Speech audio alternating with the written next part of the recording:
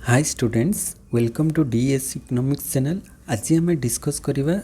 December 2006 UGC NET रो economics question previous year question. एटारे part 1 already discuss कर सारी। चैनल को जो मैंने फर्स्ट टाइम विजिट कर सब्सक्राइब कर दियो। आ से वीडियो देखी ना हो तो प्लेलिस्ट रे जाइए देखिपर। तो आज आम पार्ट 2 मैंने क्वेश्चन नंबर 26 रु कवर करवा 50 पर्यंत। तो चलतु आज क्लास स्टार्ट कर। तो क्वेश्चन नंबर 25 थिला प्रीवियस क्लास है। देन 26 को आसवा। 26 क्वेश्चन कहूँ जे starting with the earliest arrange the following in the chronological order of development of general theory of equilibrium. तो क्रोनोलॉजिकली आम सेट करवा। R Cantillon, F Quesnay, L Walras, W Leontief. तो आम serially सजैकी लिखा किए क्या पर है। तो क्रोनोलॉजी अनुसार सेट करवा। फास्ट हूँ एर कैंटिलन। एर कैंटिलन बा कैंटिलन्स एसे जोटा कि से देइथिले 1755 रे। तांकर कॉन्सेप्ट 1755 रे देइथिले। 1755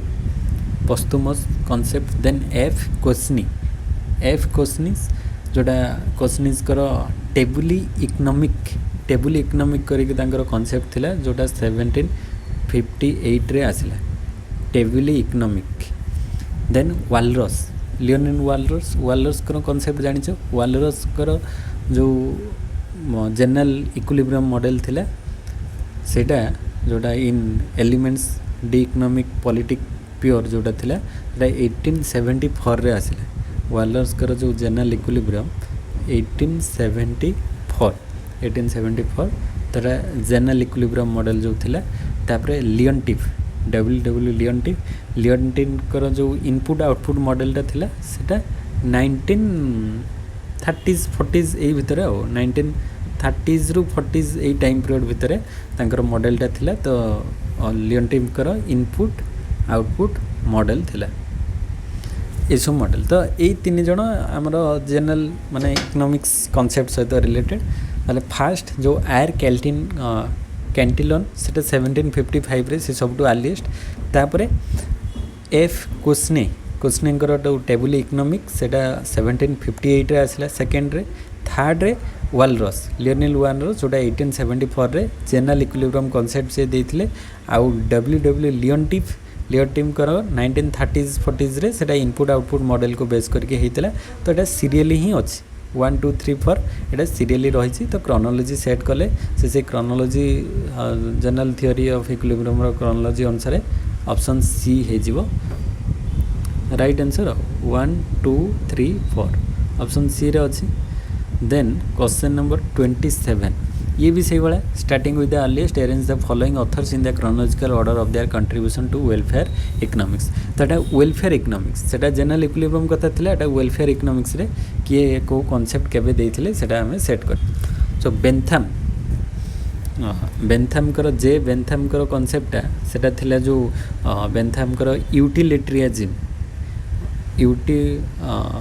माने यूटिलिटरिज्म जोटा 1789 रे आसी। तापरे वाई पेरिटोंकर मॉडल पेरिटो केबे आसिला ना पेरिटोंकर जो मॉडलटा सेटा पेरिटो ऑप्टिमालिटी बा पेरिटो एफिशिएंसी सेटा 1890s ए भीतर आसिला। 1890s रु 1906 ए टाइम पीरियड भीतर अलग अलग कॉन्सेप्ट सब आसीथिला। देन मार्शल कर कॉन्सेप्ट वेलफेयर उपरे। मार्शल कर कॉन्सेप्टटा जो आसीथिला कंज्यूमर सरप्लस को लेकिन सेटा 1890 रे आसीथिला जो हाँ एटा कंज्यूमर सरप्लस को लेकिन आसीथिला। आउ जोसेफ हिक्स कर कॉन्सेप्टटा आसीथिला जो Kaldor Hicks principle new welfare economics बा कंपेनसेशन जो क्राइटेरियन हिक्स कर थिला वेलफेयर उपरे सेटा 1939 रे आसीथिला। एटा हिक्स कर जो हम कहि परिबा कैल्डर हिक्स कंपेनसेशन क्राइटेरियन थिला कैल्डर हिक्स करो सेटा 1939 रे। ताले सीरियली जदि देखिबा 1789 तापरे 1890 रु 6 ये भी सही 19 तापरे एटा 1939 ये भी कौन रही 1 तापरे ମାର୍ଶାଲଙ୍କର 1890 ଆସିଥିଲା, ଏଇଟା 90ରୁ ଅନୱାର୍ଡ଼ସ୍ ଯାଇଥିଲା। ତ ଆମେ ଯେଉଁଟା ବି ନେଇପାରିବା, ଧର ବେନ୍ଥାମ୍ ପରେ ମାର୍ଶାଲ ନେବା, ମାର୍ଶାଲ ପରେ ପେରିଟୋ କନସେପ୍ଟଟା ଡେଭଲପ୍ ହେଇଥିଲା, ତାପରେ ଟାଇମ୍ ପିରିୟଡ଼ ବି ଅଛି, ତାପରେ ହିକ୍ସଙ୍କର ଲାଷ୍ଟରେ ରହିଛି ଆଉ। ତ ଆମେ ଯଦି ନେବା ତାହେଲେ ଫାଷ୍ଟ ଏଇଟା 1 ହେଇଯିବ, ଏଇଟାକୁ 2 ନେବା, ଏଇଟା 3 କରିବା, ଏଇଟା 4 କରିବା ଆଉ। ତାହେଲେ ଫାଷ୍ଟ ହେଲା I3I 2I IV, I3I 2I IV। ତ ଏଇଟା ହେଇଯିବ ତାର right answer, option number B ହେଇଯିବ ରାଇଟ୍ ଆନ୍ସର୍ B। ଦେନ୍ क्वेश्चन नंबर 28, ये भी से भाया अरेंज करवा। Arrange the following in descending order of their share in global FDI received in 2002। Descending order रे सजेबा, जो ग्लोबल FDI रे माने बड़रू सान करी ग्लोबल FDI रे कहार रिसीव्ड अधिक अच्छी, हांगकांग, चाइना, इंडिया, कोरिया। तो चाइना जेहेतु सबुठ वर्ल्ड रे माने तार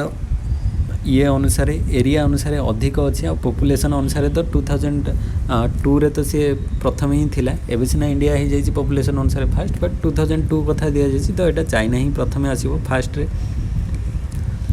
तापर सेकेंड रे कहीं चाइना रे लार्जेस्ट FDI इनफ्लोटा होची एमंग जेते डेवलपिंग इकोनॉमिक्स अच्छी, चाइना प्रथम आसीबो। चाइना पर सेकेंड रे इंडिया, कोरिया, हांगकांग। सेकेंड रे हांगकांग आसूची, सेकेंड रे हांगकांग आसूची, हांगकांग ऑल्सो हाई, व्हाइल तापर इंडिया आसीबो, तापर इंडिया आसूची। देन फोर्थ रे कोरिया आसूची। ताले first China, Hong Kong, India and Korea. ताले 3 1 2 4, 3 1 2 4 कोटी अच्छी, सॉरी 3 नुहे 2 2 1, चाइनाटा 2 रे अच्छी ना, 2 1 तापर 3 तापर 4, 2 1 3 4। हाँ 2 1 3 4 एटा ऑप्शन ए रे अच्छी, तो ए हो right answer. Then 29 number question को आसवा। 29 रे होची से कहूँ जे arrange the following in descending order of their share in world exports in 2004। माने 2004 अनुसार जो तांकर जो वर्ल्ड एक्सपोर्ट्स कहार केते शेयर होती, माने एक्सपोर्ट किए केते अधिक करी, वर्ल्ड एक्सपोर्ट रे केते कहार होती। China, Hong Kong, Indonesia, Malaysia. अच्छा वर्ल्ड एक्सपोर्ट रे से माने जो डिक्रीजिंग रे माने सबुठ बड़रू सान करके सजेबा, सबुठ अधिक एक्सपोर्ट से चाइना ही करुच्ची। चाइना जोटा large and rapidly rising world export share, China प्रथम शेयर रे रहिबो एक्सपोर्ट रे। तापर चाइना पर से हांगकांग सेकेंड रे, सी भी एक्सपोर्ट अधिक करुच्ची। तापर चाइना, हांगकांग, तापर मालेशिया आसीबो, तापर इंडोनेशिया फोर्थ रे आसीबो। ताले 1 2 एठी IV एंड 3, I2I IV3 एटा है जो तार सीरियली जो एक्सपोर्ट को कंट्रीज माने कौन करुचंती। तापर 29 पर देन आसीबा 30 नंबर क्वेश्चन रे। Starting with the earliest arrange the following authors chronologically in the context of development of theory of oligopoly. अच्छा ये पर्टिकुलर गोटे गोटे दे देछि हो, तो ओलिगोपोली थियोरी अनुसार कोटा फास्ट रु लास्ट पर्यंत सीरियली आम देखा। फास्ट हूँ E स्टैकलबर्ग, सेकेंड P स्विगिज, third J Bertrand and fourth A Cournot. First Stackelberg, then Stackelberg model आसाला 1952, ओरिजिनली से 1934 बट ताको डेवलप करके 1952 रे होइछि। देन P पॉल स्विगिज मॉडल डेवलप होइछि, पॉल स्विगिज 1939 स्विगिज किंग डिमांड कर जोटा आउ बटन मॉडल डेवलप होता ओलिगोपोली रे सेटा 1883 एंड कॉर्नट मॉडल डेवलप होता 1838 रे। कॉर्नट 1838 रे फास्ट थिला, तापर बटन आसला। ताले सीरियली से कही arrange the following authors chronology set कले फास्ट किए आसो 18 मसीहा को जीवा। 1838 रे कॉर्नट मॉडल प्रथम ओलिगोपोली कॉर्नट मॉडल आसला, कॉर्नट परे बटन मॉडल आसला, कॉर्नट परे तार जस्ट रिवर्स 38 रु 83 रिवर्स हो गला, तो 38 पर 83 बटन मॉडल। देन थर्ड रे किए आसो माने IV आउ 3 IV3 तापर 2 एटा 1939 रे अछि आउ एटा 1934 रु 52 भितर टाइम पीरियड तो एटा तारी भितर रोचे आ तो यहाँ को 3 करवा स्विगी जो मॉडलटा जो किंग डिमांड कर आउ स्टैकिलबर मॉडलटा यही टाइम पीरियड भितर भेरी करुच्ची सो एटी एक्चुअली सीरियली जदि आम सजे छातु 4-3 तापर 4-3 पर 1-2 करथिले ठीक होता बट 4-3 तो ऑप्शन अनुसार 4-3-2-1 देछि ताले 2टा माने स्विगी मॉडलटा को नहीं नवा जोटा 1939 ले एक्चुअली ओरिजिन होता बट ताकू आम सेकेंड को दे पारिबा कहीं यार टाइम पीरियडटा 1934 रु 52 भितर नहीं पारिबा तो ये जदि 1939 हम ये ताकू एक्सटेंड करि परिबा ओरिजिनल तापर जो माने इकोनॉमिस्ट माने डेवलप करछन्ती स्टैकिलबर मॉडल को तापर भी डेवलप होईची तो 4-3 माने 1-2-3-4 होची बट 1-2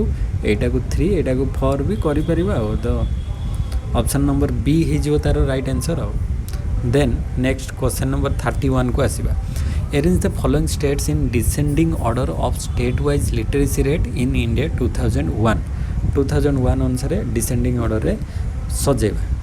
डिसेंडिंग ऑर्डर रे लिटरेसी रेट को सजेबा केते रहउची 2001 अनुसार केरला ताहले कोन हो केरलाटा तो सब जगह रे प्रथम रे रहउची केरला लिटरेसी रेट सब हाएस्ट थाए आ तार 90% पाखापी 90.9 बा 91 भी आम कहीपर किसी असुविधा ना 91% करदे देन केरला पर मिजोराम अच्छी पाखापाखि 88.8 कि 89 भी करें देन लाक्षाद्वीप रे अराउंड से 80s ऊपर पाखापाखि रही 80s रु एभव एमती रही देन गोवाटे टिके लयर अच्छी अराउंड से 80 रु टिके कम पाखापाखि रही ताले आमर डिसेंडिंग ऑर्डर माने हाईएस्ट से केरला आसीबो केरला पर मिजोराम देन लाक्षाद्वीप से 1 2 3 4 सीरियली आउ 1 2 3 4 सेटा ही सीरियली अच्छी सजा है कि तो सेटा ही माने आंसर हम तापर 32 नंबर को आसीबा 32 रे खोजी दे in the context of the development theory of consumer behaviour arrange the following chronologically starting with the earliest एठी भी से डेवलपमेंट थ्योरी को आमे सजेबा अर्लीस्ट अनुसार first revision of demand theory revealed preference theory indifference curve analysis Marshall theory of consumer behaviour तो प्रथम actually first थ्योरीटा या भीतर कोटा मार्शल थ्योरी आसला कंज्यूमर बिहेवियर उपरे जोटा कि लेट 19th सेंचुरी रे आसले आल्फ्रेड मार्शल डिमांड एनालिसिस और cardinal utility marginal utility ideas is the classical starting जोटा आमर 32 रे हम लिखि परिबा कार्डिनल यूटिलिटी एनालिसिस जो है सेटा स्टार्टिंग रे फास्ट हो मार्शल तापरे सेकेंड रे मार्शल पर कार्डिनल यूटिलिटी पर आसिला इंडिफरेंस कर्व एनालिसिस इंडिफरेंस कर्वटा एटा माने कौन लेट 19th सेंचुरी रे एटा लेट 19th सेंचुरी को आसिला आ इंडिफरेंस कर्वटा माने ता परे परे डेवलप होईची आ एटा को अर्ली 20th सेंचुरी रे आमे नै परिबा इंडिफरेंस कर्व जोटा कि पॉपुलराइज माने 1934 रे पॉपुलराइज हेतला जो ऑर्डिनल इंडिफरेंस कर्वटा ऑर्डिनल एटा होची कार्डिनल यूटिलिटी ऊपर बेस करथिला आ इंडिफरेंस कर्वटा ऑर्डिनल ऊपर बेस कला माने ऑर्डर रे कार्डिनल ले कोन 1 2 3 नंबर करा होतला आ ऑर्डिनल ले हमें first second third preference set कलु इंडिफरेंस कर्व रे जोटा कि हिग्स आउ एलेन तांको डेवलप करथिले थियोरी ऑफ वैल्यू रे तांकर बुक रे लिखिचंती तापरे नेक्स्ट होची रिवील्ड प्रेफरेंस थियोरीटा सैमुएल्सन देथिले जोटा कि 1938 रे आसिला इंडिफरेंस कर्वटा हमें 1934 नहीं जीवा ऑर्डिनल यूटिलिटी आउ तापरे रिवील्ड प्रेफरेंसटा 1938 रे सैमुएल्सन डेवलप करथिले जो रिवील्ड प्रेफरेंस अप्रोचटा to observable choice alternative to utility measurement जो प्रिफरेंस को रिवील करा जाई परिबो कंज्यूमर रो तापरे revision of demand theory first जो डिमांड थियोरी को रिविजन करिकी ताकू आउ टिके मॉडिफाई करिकी रिविजन थियोरीटा किए देथिले हिग्स देथिले रिविजन ऑफ डिमांड थियोरीटा को हिग्स मॉडिफाई करथिले and Hicks later work revision of demand theory जोटा कि सही 20th सेंचुरी रे पब्लिश होईची तो ये 20th सेंचुरी को नहीं नबा ताहले एटा छाड़ एटा इंडिफरेंस कर तो 20th सेंचुरी रे तार डेभलप होईची बट आसीची 1934 तो प्रथम होची कोन Marshall theory of consumer behaviour जोटा 19th सेंचुरी रे अछि मार्शलटा माने आईवीटा हो गला फास्ट देन सेकेंड रे इंडिफरेंस कर्व आसिला इंडिफरेंस कर्व रे ऑर्डिनल एटा कार्डिनल यूटिलिटी मार्शल करथिला आ इंडिफरेंस कर्व जोटा ऑर्डिनल यूटिलिटी को कांसेप्ट को लेके आसला हिग्स हेले नहीं सब कांसेप्ट देथिले तापर रिवील्ड प्रेफरेंस थ्योरी जो इंडिफरेंस कर्वटा 1934 रिवील्ड प्रेफरेंस 1938 रे सैमुएलसन देले then revision of demand theory जोटा हिग्स रिविजन करथिले सेटा 20th सेंचुरी को आसी जाउची ताले क्रोनोलॉजिकली तार रिवर्स होबो 4 3 2 1 4 3 2 1 अच्छी ऑप्शन नंबर डी रे तो डी है जो यार right answer then question number 33 को आसीबा starting with the earliest arrange the following scheme chronologically ये जो स्कीम्स गुडी को आमे सजेबा प्राइम मिनिस्टर रोजगार योजना रूरल एम्प्लॉयमेंट जनरेशन प्रोग्राम संपूर्ण Grameen Rozgar Yojana national food for work programme एगुड़ को सब इंडियन इकोनॉमी क्वेश्चन आउ सब थर रिपीटेडली आसता है सब प्रोग्राम गुड़ी को मन रखियो केबे कोटा आसीथिला तो फास्ट होची प्रधान मंत्री बा प्राइम मिनिस्टर्स रोजगार योजना प्राइम मिनिस्टर रोजगार योजनाटा आसथिला 1993 रे then rural employment generation programme सेटा आसिला 1995 रे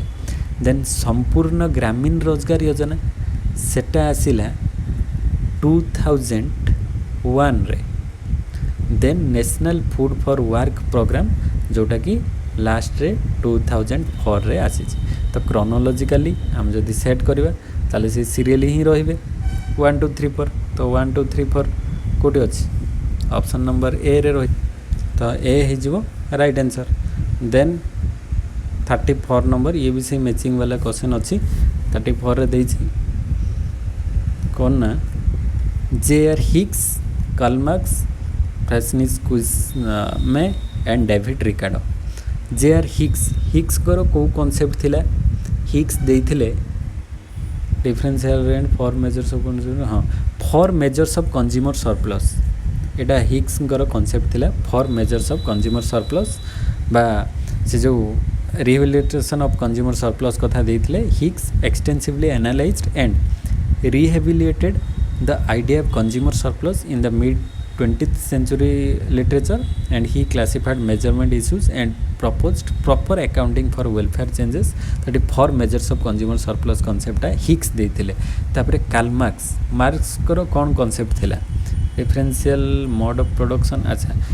कार्ल मार्क्स करो थिला मोड ऑफ प्रोडक्शन देथिले Karl Marx mode of production Marx central analysis category is the mode of production और forces of production plus relation of production जोटा कि marks political economy रे एटा बेसिक जिंस रही कार्ल मार्क्स करो mode of production ऊपर then कुस्मे Francis कुस्मे नुहे कुस्ने स्पेलिंगटा प्राय थाए एटा एन हम एम नुहे एन होता है प्राय बुक रे कुस्ने थाए मेंशन होता है कुस्ने होची टेबुली इकोनॉमिक कॉन्सेप्ट से देथिले is famous for the tableau economy and earlier circular flow model of the economy tableau economy circular flow model ऊपर बेस करके हेता आ डेविड रिकार्डोंकर कॉन्सेप्टटा कोटा थिला सेटा डिफरेंशियल रेंट रे डिफरेंस आसीबो लैंड रो तार जो फर्टिलिटी और लैंड रो कैपेसिटी को लेकिन रेंट अलग अलग हम तो Ricardo develop the classical theory of rent और differential rent based on the land fertility and marginal rent आउ ट्रांसफर अर्निंग तो ये कार सहित मैच होनी आउ it is a concept use in modern और लेबर ट्रांसफर अर्निंग जोटा कि मार्शल डेवलप करथिले बट एठी तो मार्शल कर नेमिंग माने तापर से डेवलप कले ट्रांसफर अर्निंग रे लेटर ऑथर बट द तांकर डायरेक्ट एटा थिला कंट्रीब्यूशनटा मोड ऑफ प्रोडक्शन ऊपर ताले सेट कले फास्ट हे गला जे.आर. हिक्स कर for measures of consumer surplus A2B3 C4 D1 yes 2 3 4 1 Etah option number B रे अछि तो बी हे जिवो तार right answer. Then come to question number 35 first Adam Smith Heckscher Ohlin E von Stackelberg and D Patinkin ये जो concept रे दिया जाइए real balance effect consumer surplus division of labour factor endowment theory of trade and iso profit cost. First अच्छी Adam Smith कर concept कौन हम real balance consumer surplus division of labour Adam Smith related with division of labour Adam Smith देते Adam Smith famously emphasize the division of labour as a source of productivity gain in the wealth of nation जो wealth of nation book रे an inquiry into the nature and causes of wealth of nation जोटा 1776 रे publish होता आउ से अनुसार Nobel prize भी पाइथिले एंड फादर ऑफ इकोनॉमिक्स भी कहा जाए तो से डिविजन ऑफ लेबर कॉन्सेप्ट देइचंदी। देन हेक्सरओइलिन थियोरी हेक्सरओइलिन कर आउ थियोरीटा को कौन कहा जाए factor endowment theory of trade Heckscher Ohlin कर factor endowment theory. The Hexer-Oilen model explain international trade patterns by relative factor endowments जोटा कि क्या भितर कैपिटल आउ लेबर को लेकिन से दर्शाई। देन ई भन स्टैकेलबर्गर मॉडल कोटा स्टैकेलबर्गर आइसो प्रॉफिट कर्व एटा हूँ स्टैकेलबर्ग मॉडल सहित related. Stackelberg develop the leader follower model in oligopoly and iso profit curves are graphical tools commonly used in oligopoly analysis to depict firms profit level and strategic interaction। iso profit curve टा स्टैकेलबर्ग देथिले तो तापरे done पैटिनकिन कर model होची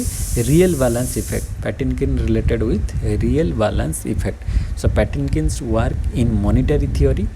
जोटा कि money interest and prices classified how real money balance effect real consumption and the real balance effect also called as the Pigou effect is central to his monetary equilibrium analysis. ताले कौन आसला 3 4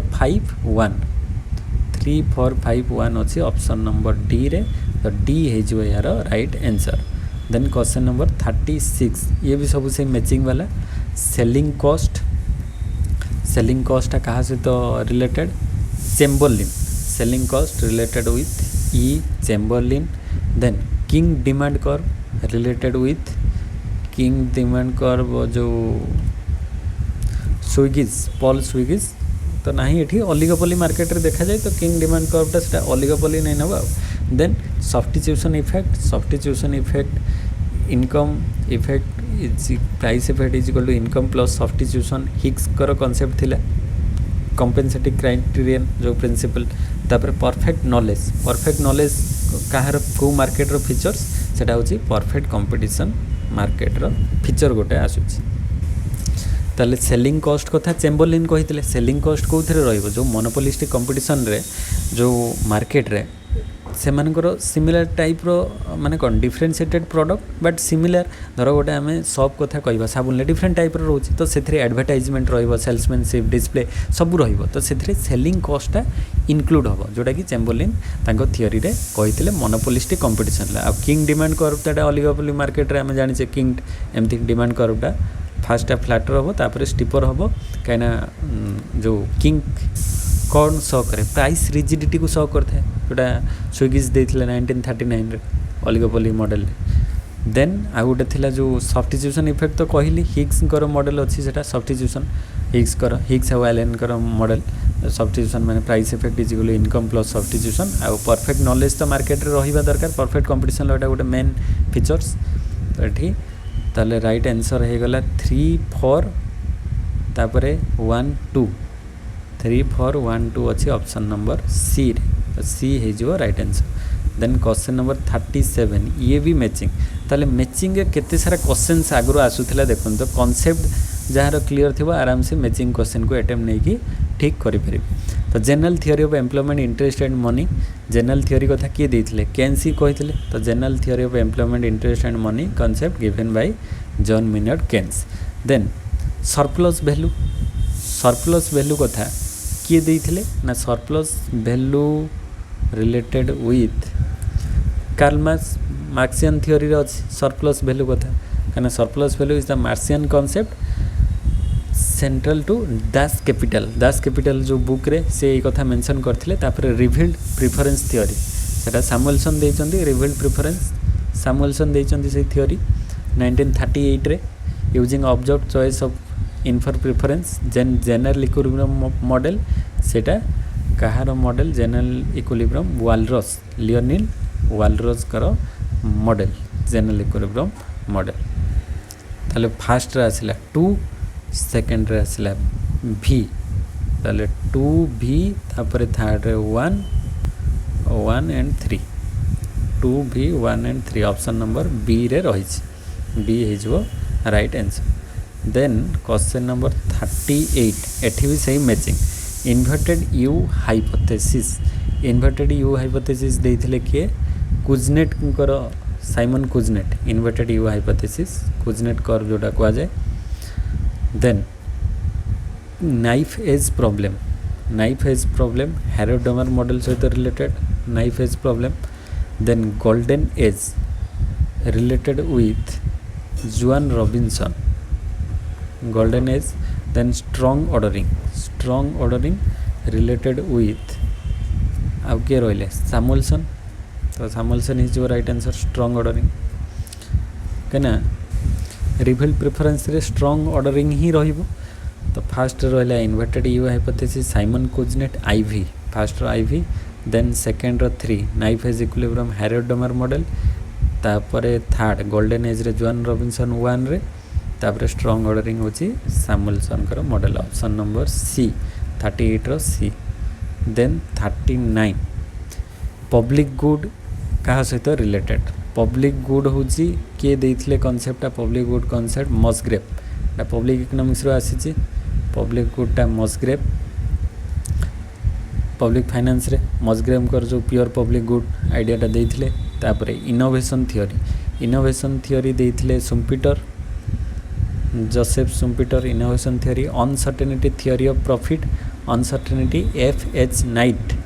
uncertainty theory of profit F H. Knight and input output analysis देइथिले Leontief input output analysis. आ गोटे W रस्टो से रस्टो stages of growth जो 5 stages of growth थिला growth theory सेटा तो एठी नाही ऑप्शन रे ताले एठी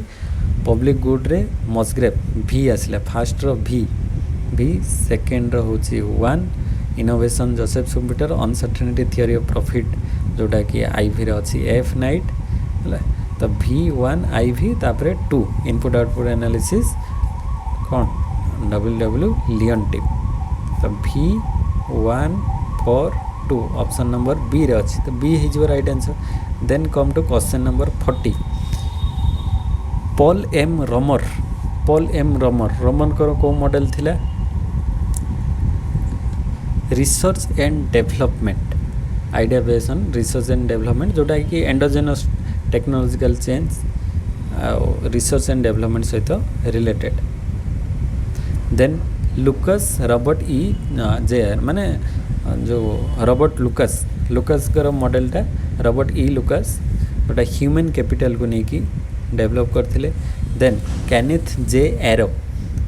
arrow learning by doing model को डेवलप करथिले। आउ रॉबर्ट एम सोलो होची exogenous technical progress Solow model detail discuss करिछि हैरोडोमर सोलो तो Solow model exogenous technical progress को लेकिन ही रमर पॉल एम रमर माने पॉल रमर से होची एंडोजेनस ग्रोथ लिटरेचर को डेवलप करथिले। It emphasised ideas and research and development as deliberate investment driven sources of growth जोटा रमर कर 1990 रे आसीथिला। तापरे रॉबर्ट लुकास जेआर होची कोन जूनियर रॉबर्ट लुकास जूनियर से कोन देइथिले ना put human capital accumulation like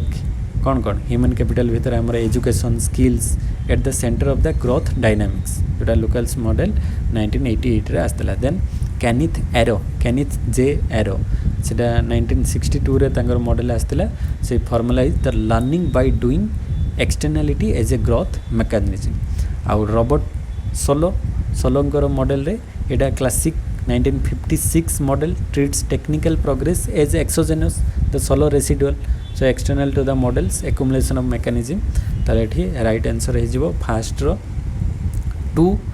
तापर सेकंड रो 3 2 3 तापर 1 5 2 3 1 5 अच्छी ऑप्शन नंबर ए रे तो ए हे जिवो राइट आंसर तापर नेक्स्ट 41 नंबर क्वेश्चन को आसीबा foreign trade policy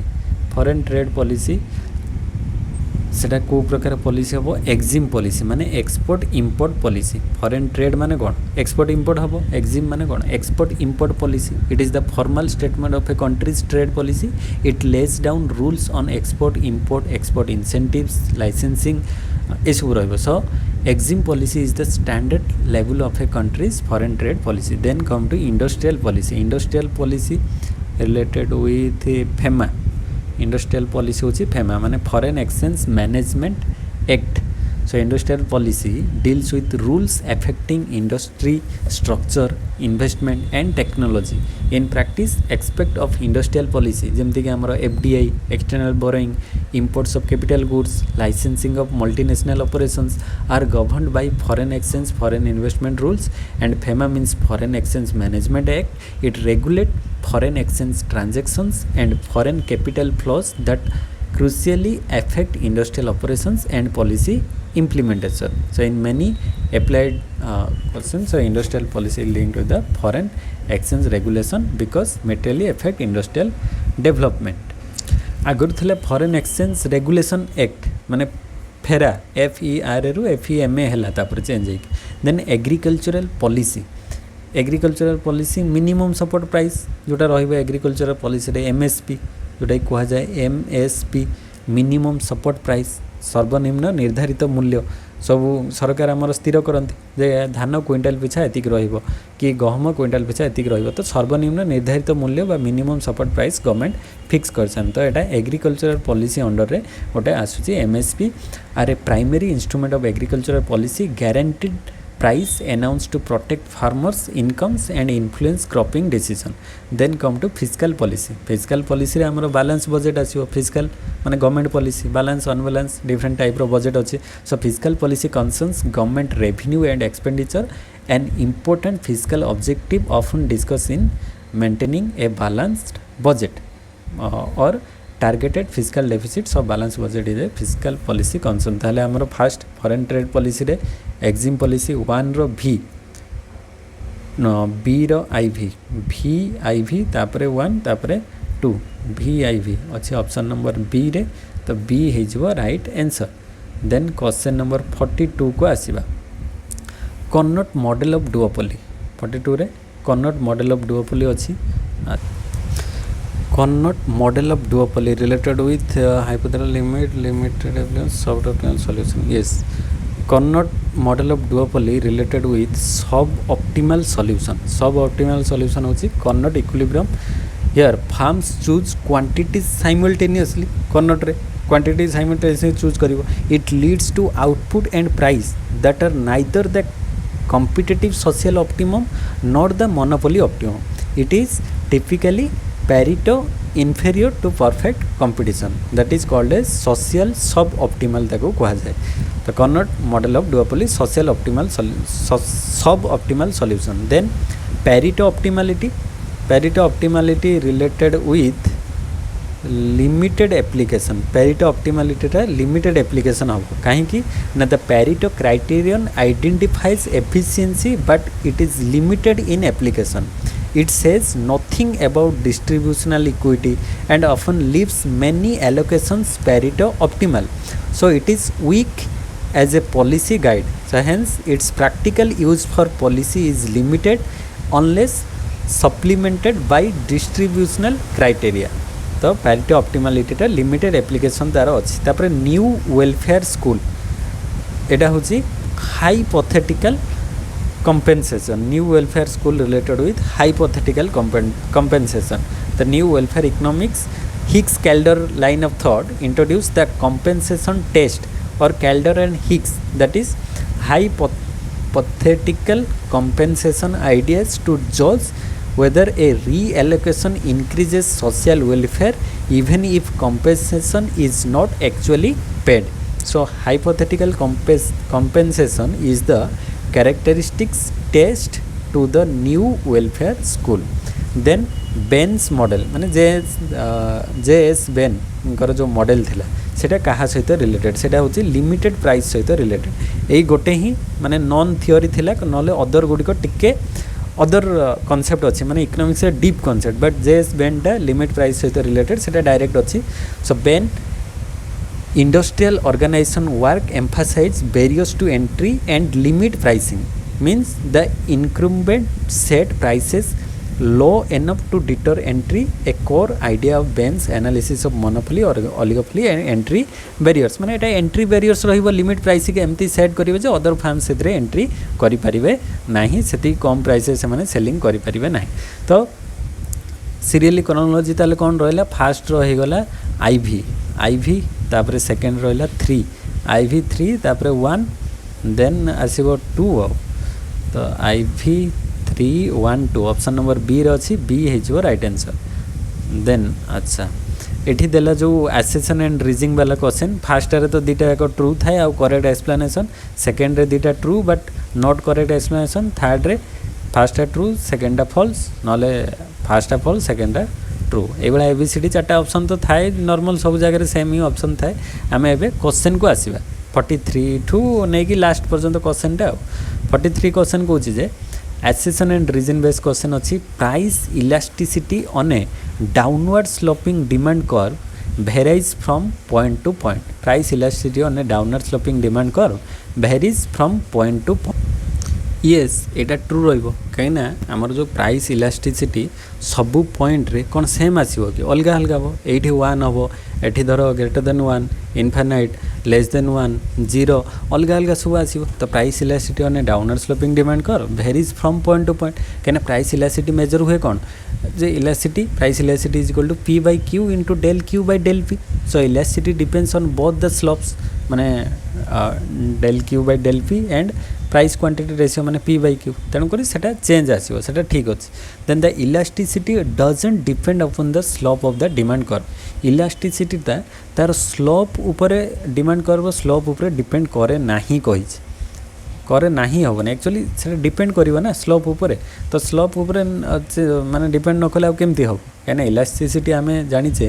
J for most downward sloping demand curve including linear demand जहाँ भी हो elasticity Indeed varies from point to point because p by q changes as you move along with the curve. So eighty तो fast true अच्छी but the statement elasticity doesn't depend upon the slope it is false because the slope means कौन तार जो हमरो dq by dp एटा हमें slope बाहर करबा derivative it enters the elasticity formula multiplicatively. So this एटा को हमें स्लोप टाक जे से कहला जे एटा कौन रहबो doesn't depend upon the slope एटा नुहे स्लोप ऊपर डिपेंड करछ काना इलास्टिसिटी हमें मेजर करछे कौन p by q into dq by dp. तो dq by dp एटा कौन कि एटा ही तार स्लोप आसी कुछ स्लोप ऊपर डिपेंड करिवो नाही केमती डिपेंड तो करिवो. तो एटा भूल हे जिवो ताहले फर्स्ट ट्रू सेकंड फॉल्स. तो फर्स्ट ट्रू सेकंड फॉल्स एटा को ऑप्शन ले थाई कलो सी रे थाए एटा सी रे थाए ना जे फर्स्ट ट्रूटा assertion true reason is false ताले एठी राइट आंसर हे जिवो सी. तापरे 44 नंबर क्वेश्चन को आसीबा. एसेसन कहला stratified random sampling is often use for socio economic सर्वे. ये जो स्ट्रैटिफाइड रैंडम सैम्पलिंग टा सेटा जनरली सोशियो इकोनॉमिक सर्वे ये जो social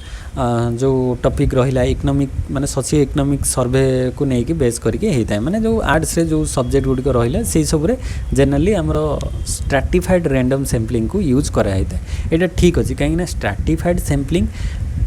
partitions the population into homogeneous सब ग्रुप माने टोटल पॉपुलेशन को से डिफरेंट सब ग्रुप रे डिवाइड कर दबो होमोजेनियस एका भलिया डिफरेंट ग्रुप रे डिवाइड कर दबो माने स्ट्रैटा रे डिवाइड करिवो and samples each stratum this increase precision and ensure representation of the imported subgroups it is widely used in socio economic survey. धरो हमरो टोटल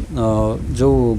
कौन अच्छी पॉपुलेशन अच्छी ताकू ये भाया चारिटा सब ग्रुप रे डिवाइड कला तापर से किसी सैंपल चूज कर तो एमती हेले सेटा स्ट्राटिफाइड रैंडम सैंपलिंग कह जाए माने स्ट्राटा बा डिफरेंट ग्रुप तो डिवाइड करदेव तापर ता भितर से रैंडमली चूज कर सैंपल को सेटा जनरली सोशियो इकोनॉमिक सर्वे होता है ये ठीक अच्छे देन तार रीजन देखा रीजन कौन social stratification is a social reality social stratification जो करवा सेटा सोशल रियलिटी अच्छे यहाँ ठीक कहीं सोसाइटी सब तो एका भाया नथिबे ना तो तांकर क्लासिफिकेशन अनुसार समस्ते अलग अलग थे गोटे फैमिली रे किंबा गोटे गाँव को गले सेठी समस्त इनकम अलग अलग थी तो क्लास अनुसार अलग हो कास्ट अनुसार अलग हो कि रिलीजन अनुसार अलग हो सो माने social stratification is a social reality सेटा भी ठीक the existence of social stratification माने कास्ट अनुसार इनकम माने क्लास अनुसार किंबा रिजियन अनुसार किंबा एजुकेशन अनुसार कहार केते एजुकेशन तो समस्ते अलग अलग ग्रुप रे डिवाइड हो पारे it is practical reason we form strata से ही आम ताको स्ट्राटा रे डिवाइड करूँ माने ग्रुप रे डिवाइड करूँ सो ये तार करेक्ट रीजन माने जो एसेसन रो करेक्ट एक्सप्लेनेशन भी रही आर सो यहाँ यार आंसरटा हो ए माने both are true and R is the correct explanation of A तो ए हो यार right answer then come to question number 45 अच्छा ये गोटे मैथ टाइप रो कौन गोटे क्वेश्चन देछि in an open economy with a fixed exchange rate system and constant internal prices and interest rate we have SID is equal to 100 export import 300 Y जोटा 1000 ID and X are autonomous and MPS और MPM this is 0.25 if X increases by 100 raise 100 permanently then income would increase by 200 ताले multiplier is 1 by 2 into MPS बा 1 by 2 MPM अच्छा यहाँ देखा आम detail कौन हो गोटे जदि आम देखा ये ओपन इकोनॉमी कथा दिया जाइए in a small open economy means not excess assume the multiplier for an autonomous change in export is multiplier गोटे इकोनॉमी रे मल्टीप्लेयर फॉर्मूलाटा कौन K is equal to 1 by 1 minus MPC बा MPS लिखिपर plus MPM ये दुटा जाक plus हम तो MPS आउ MPM marginal propensity to save आ मार्जिनल प्रोपेंसिटी टू इंपोर्ट ये दुटा प्लस हवा दरकार आउ एठी जो कौन कौन देइछि वैल्यू फास्ट देइछि 100 ID आउ S माने एटा डेल X रे चेंज होछि 100 आउ del Y change in Y रे केते चेंज होछि ना इन्वेस्टमेंट सेविंग आउ डिमांडटा 100 अछि डिमांड सप्लाई 100 आउ एक्सपोर्ट इम्पोर्टा 300 अच्छी तो से जदि 300 टू 100 माइनस करवा ताले केते आसीबो 200 आसीबो तो डेल वाईटा आमर 200 आसीबो आउ मल्टीप्लायर के मल्टीप्लायर रो फॉर्मूलाटा एठी केटा केते आसीबो ना ता पई दरकार हमको MPS आउ MPM तो MPS आउ MPM टा केते अछि माने 0.25 दिया हैछि ताले हमको दरकार कौन ना के जोड़ा मल्टीप्लायर कहली मल्टीप्लायर फॉर्मूलाटा होची k is equal to 1 by 1 minus MPC और 1 by MPS लिखि परिबा MPS सो MPS आउ MPM टा होची कौन marginal propensity to import MPS आउ MPM दुटा एठी समान देछि 0.25 देछि ताले हमें फॉर्मूला एटा पके परिबा 1 by MPS प्लस MPM ये फॉर्मूला पके पारिबा पके देले केते हिजो जे 1 by 0.25 प्लस 0.25 कने दीटा डबल काउंट होबा ना MPS और MPM दीटा अछि ताले 1 by 0.50 बा हमें कहि परिबा 50 माने एठी या पर केतेटा संख्या अछि ना दीटा संख्या अछि पॉइंट पर ताले एक पर दीटा सुनो एठी 50 कर दियो ताले 50 दुने 100 2 आसी गला तो के बा मल्टीप्लायर वैल्यूटा हमर केते आसिला 2 आसिला तापर हमें देखिबा जे इफेक्ट्स एक्सपोर्ट ऊपर केमती इफेक्ट्स को पडुची तो एठी इफ x इंक्रीजेस बाय 100 एठी से देछि ताले मल्टीप्लायर मन रखिबो 2 हैला तापर से कहिछि x जोटा हमें कहबा जे इंक्रीजेस बाय 100 ताले डेल y केते हबो डेल y टा k into डेल x ताले del y is equal to 2 into 100 2 into 100 ताले 200 हम 200 हम तार भैल्यूटा कहीं सी देती if x increases by 100 permanently then income would increase by 200 एक्सटा जदि आमर 100 इनक्रीज है एक्स इनक्रीजटा 100 ताहले इनकम रो केते इनक्रीज हम इनक्रीजटा हूँ मल्टीप्लायर माने k into del x change in x तो केटा केते मल्टीप्लायर वैल्यूटा 2 आउ चेंज इन एक्स केते देछि से 100 देछि तो 2 इंटू 100 समान 200 ताहले डेल वाई से देछि जे इनकम रे केते चेंज हम then income would increase by income would increase माने इनकम चेंज हम जोटा कि डेल वाई आम कहूँ आउ ये 100टा हूँ कौन डेल एक्स आउ डेल एक्स इंटू मल्टीप्लायर तो मल्टीप्लायर अच्छी 2 ताले 200 ताले 200 ये ठीक अच्छे ताले फास्ट एसेसन रो स्टेटमेंटा जहाँ देइथिला एसेसनटा ठीक अच्छे आम पाइगले तापर तार रीजनिंग देखा multiplier is 1/2 MPS 1/2 MPS 1/2 MPS माने 1/2 इंटू MPS देछि ठीक अच्छे 1/2 MPS आमर मल्टीप्लायर वैल्यू केते बाहरथिला 2 बाहरथिला एठी जदि 2 बाहरिबो ताले समान हो 1/2 into MPS is equal to 1/2 into MPM value multiply करवा ताले वो MPS 0.25 आउ MPM भी केते अच्छे सही 0.25 अच्छे ताले फास्ट रे ताले 2 MPS केते हिजबो ताले 2 इंटू MPS रो वैल्यू केते 0.25 ताले 0.25 इंटू 2 ताले 25 दूने 50 ताले 0.50 ताले एठी पूरा वैल्यूटार केते हिजबो समान 1/0.50 1/0.50 जे सही 100/50 माने 2 आसुची ये भी 2 आसीबो आउ सेकेंडटा जदि आमे देखिबा से वाला 1/2 इंटू MPM पुट करिबा माने सेकेंड रे भी सही सेम आसीबो 1/2 इंटू 0.25 ताले 1/0.50 जो केते 2 आसुची तो ये भी 2 ताले एटा भी सेम अछि माने this is true only because MPS is equal to MPM so generally फॉर्मूलाटा होची 1/MPS प्लस MPM किंतु एठी हमर वैल्यू जहाँ देछि से अनुसार एटा समान हो जाउछि एटा भी ठीक अछि रीजनिंग भी तार माने एक्यूरेट रीजन रहिछि तो एक्यूरेट रीजन रहिछि आ फास्ट एसेसनटा देइथिला द इंक्रीज इन एक्सपोर्ट जोटा 100 इंक्रीज हेले जोटा 200 इंक्रीज हम इनकम रे आ मल्टीप्लायर 2 अच्छी तो फास्ट एसेसन भी करेक्ट रीजन भी करेक्ट आ रीजन भी करेक्ट रिजेबल करुच्ची माने एक्सप्लेनेशन को तो ये फाइनल आंसरटा आमर कौन आसीबो ए आसीबो माने assertion and reason correct and reason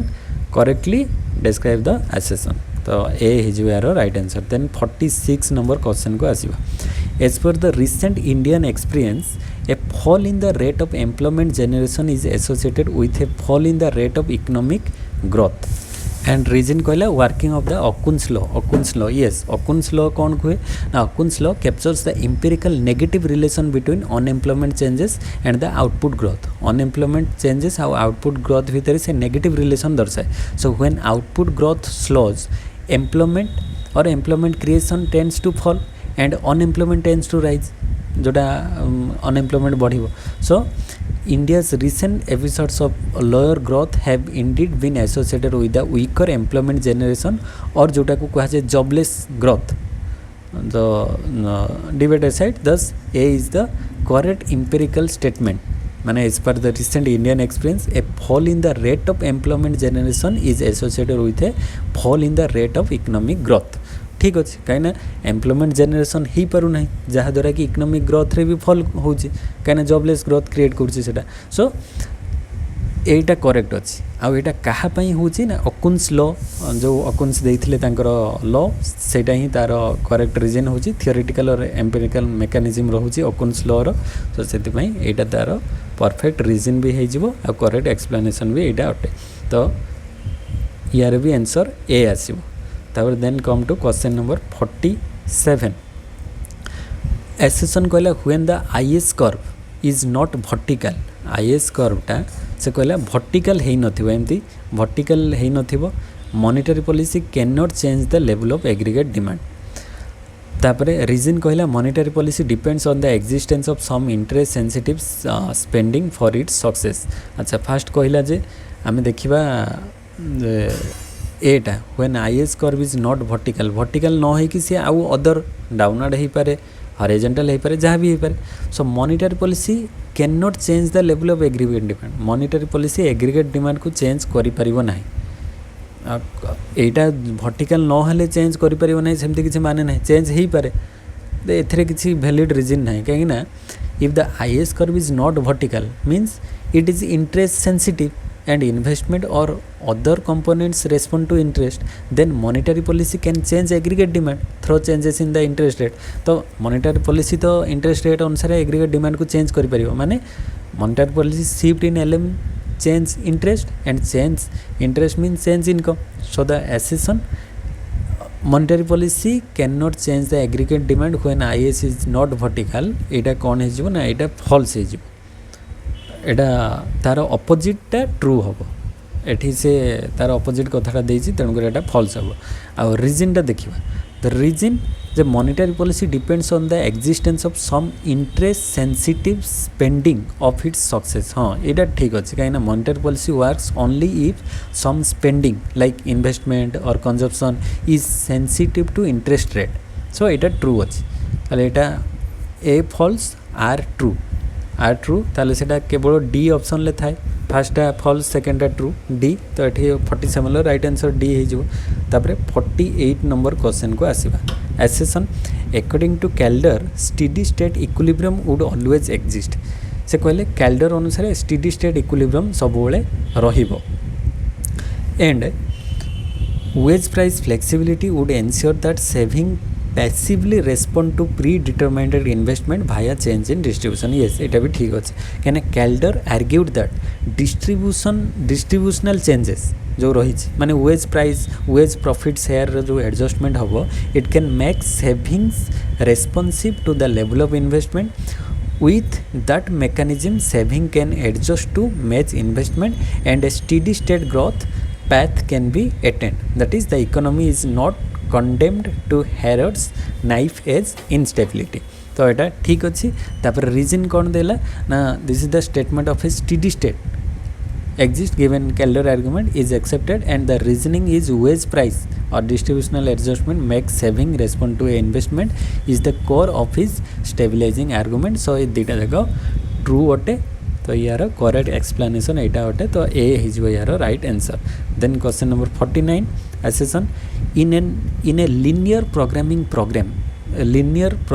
problem रे one of the other corner point would always be associated with the optimal solution। reason optimal solution cannot be an interior solution।